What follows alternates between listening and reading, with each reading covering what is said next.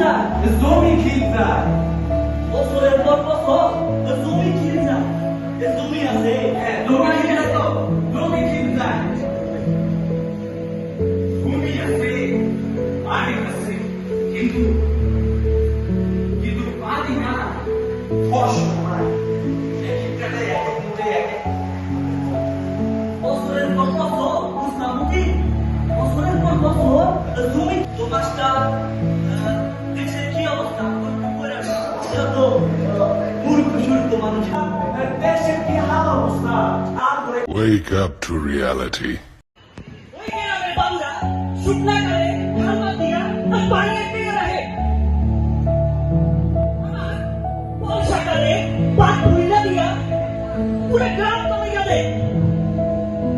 বছরের পর বছর জমি খেয়ে যায়